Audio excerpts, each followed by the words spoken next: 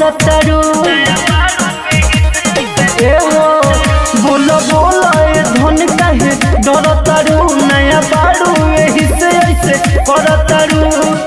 मुँह नहीं भरेला भतिया भतार से आज न सकल तू ही कटी हो सजा एक गो औरी पहले डली हो राजा एक गो औरी पहले डली हो राजा दर्द होई त म भले के मली हो राजा एक गो औरी पहले डली हो राजा दर्द होई त म भले के मली हो राजा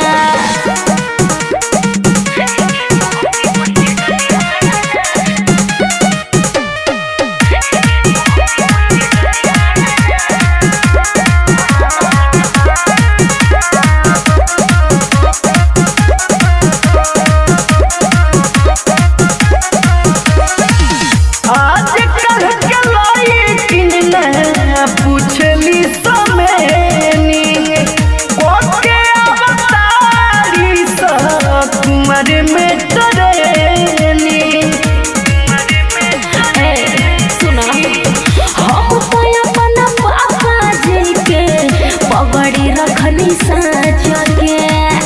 राजा जी हो आइल बनी तहरा लगे बाँच के आज भक्ति तो फिर लगब खोजे लगे भेटाई तोहरो मजा कहो एक गो अंगरी पहले डली हो राजा एक गो अंगरी पहले डली हो राजा दर्द होई त म भले के मली हो राजा एक गो अंगरी पहले डली हो राजा दर्द होई त म भले के मली हो राजा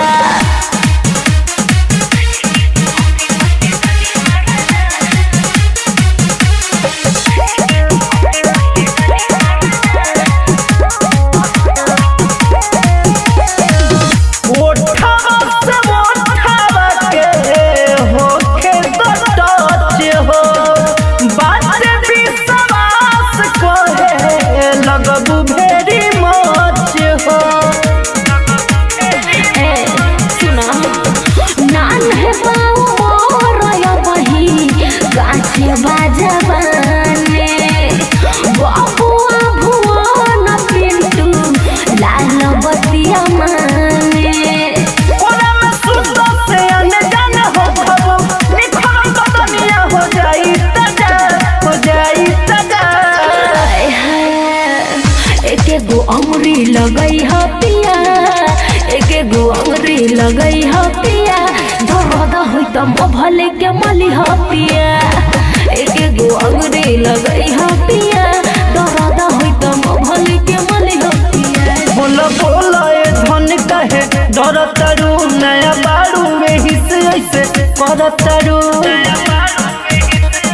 ए हो बोलो बोलो ए धन कहे डरतरू नया बारू यही से ऐसे करतरू